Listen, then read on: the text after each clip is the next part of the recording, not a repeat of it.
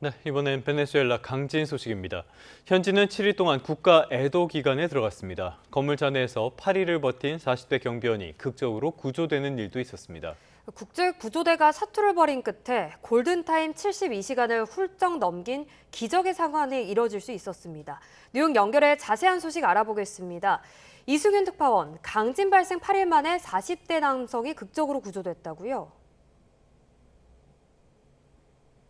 네, 그렇습니다. 베네수엘라주 라과이라주 카티아 라마르 쇼핑센터에 야간 경비원으로 일하던 43살 에르난 알베르토 힐 플로레스 씨가 바로 그 기적의 주인공입니다. 힐 플로레스 씨는 지난달 24일 발생한 지진으로 붕괴한 건물 잔해 약 9m 아래에 갇혀 있었습니다. 구조대는 지난달 28일 음향 탐지 장비와 레이더 등을 활용해 힐 플로레스 씨의 신호를 감지한 뒤 생존 사실을 확인했습니다. 이후 칠레를 중심으로 미국과 포르투갈, 코스타리카, 엘살바도르, 멕시코 등으로 구성된 국제 구조대가 70시간에 걸친 대규모 구조 작업에 착수했습니다. 불안정한 건물 구조와 폭우, 여진으로 굴착 통로가 여러 차례 무너졌지만 구조대는 금속 구조물을 조심스럽게 절단하며 통로를 확보했습니다. 또 콘크리트 틈새로 수색용 카메라를 투입해 상태를 확인했고 호스와 주사기를 이용해 물과 전해질 음료, 의료용 수액을 공급하며 탈수 상태에 빠지지 않도록 도왔습니다.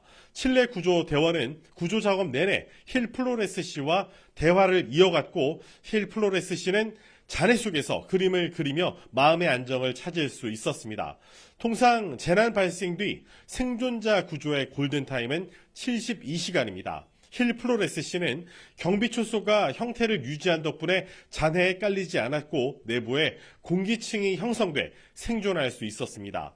산소 마스크를 착용한 채 들것에 실려 구급차로 옮겨진 힐 플로레스 씨를 보며 각국 구조대원들은 환호성을 지르며 서로를 얼싸안고 구조 성공을 자축했습니다. 10살과 8살 아이들의 아버지인 힐 플로레스 씨는 구조 직후 곧바로 병원으로 이송돼 현재 안정적인 상태를 유지하고 있습니다. 힐 플로레스 씨 가족의 인터뷰 직접 들어보시죠. Allí a un hospital, pero después que me enteré que él estaba vivo, bueno, ya vi un rayito de luz en la oscuridad, a pesar de todo lo que estamos pasando aquí en Venezuela con tantas pérdidas humanas. 네, 일부 좋은 소식이 있기도 한 건데요. 그래도 정부의 부실 대응에 대한 비판의 목소리는 갈수록 커지고 있다고요. 네, 그렇습니다. 베네수엘라의 델시 로드리게스 임시 대통령은 부실 대처로 국민의 거센 비판을 한몸에 받고 있습니다. 민간과 국제 구조대의 노력이 베네수엘라 정부의 부실 대응을 압도하고 있기 때문인데요. 이번 기적적인 구조 과정에서도 베네수엘라 정부의 역할은 보이지 않았고 오히려 민간과 국제 구조대가 중책을 수행했습니다. 국제 구조대의 발언 직접 들어보시죠. Bueno, el rescate fue liderado por el Uso Bomberos de Chile, pero participaron otros equipos, algunos con clasificación internacional como nosotros y otros equipos sin la clasificación. 지난 1월 트럼프 행정부의 지원 아래 니콜라스 마두로 전 대통령을 대신해 집권한 델시 로드리게스 임시 대통령은 180일 임시 대통령 임기 연장 만료를 단 하루 앞두고 있습니다. 베네수엘라가 세계 최대의 원유 매장량을 보유한 국가인데도 휘발유 부족으로 지진 구조 작업에 차질이 빚어지면서 비난은 더욱 거세지고 있습니다. 강진 피해가 심한 이 베네수엘라 북부 라과이라의 구조 현장에서 무너진 건물 잔해를 치우는데 필수적인 정부 소유 굴착기가 연료 부족 문제 탓에 가동되지 못하고 있는 겁니다.